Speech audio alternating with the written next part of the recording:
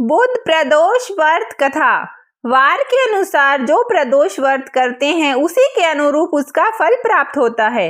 प्रदोष अथवा त्रयोदशी का व्रत मनुष्य को संतोषी एवं सुखी बनाता है।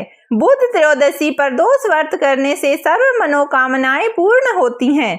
इस व्रत में हरी वस्तुओं का प्रयोग करना चाहिए। शंकर शिव जी की आराधना धूप बेल पत्र आदि से करनी चाहिए।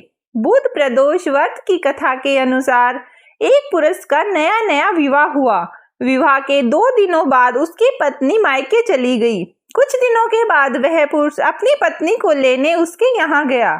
बुधवार को जब वह पत्नी के साथ लौटने लगा तो ससुराल पक्ष ने उसे रोकने का प्रयत्न किया कि विदाई के लिए बुधवार शुभ नहीं होता, लेकिन वह नहीं माना और पत्नी के साथ बैलगाड़ी में चल पड़ा। विवश होकर सास ससुर ने अपने जमाई और पुत्री को भारी मन से विदा किया।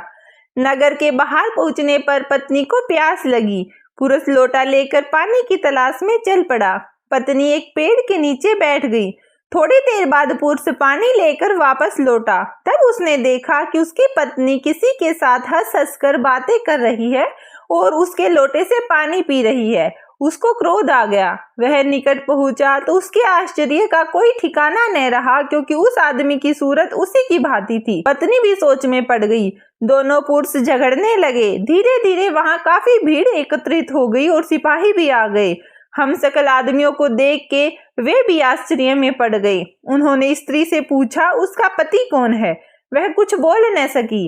तब वह पुरुष शंकर भगवान से प्रार्थना करने लगा, हे भगवान, हमारी रक्षा करें। मुझसे बड़ी भूल हुई कि मैंने सास ससुर की बात नहीं मानी और बुधवार को पत्नी को विदा कर लिया। मैं भविष्य में ऐसा कदापि नहीं करूंगा। जैसे ही उसकी प्रार्थना पूरी हुई, दूसरा पुरुष अंतर ध्यान हो गया। पति पत्नी सकुशल अपने घर पहुंच गए। उस दिन के बाद से पति पत्नी नियम पूर्वक बुध त्रयोदशी प्रदोष का व्रत रखने लगे। अतः बुध त्रयोदशी व्रत हर मनुष्य को करना चाहिए।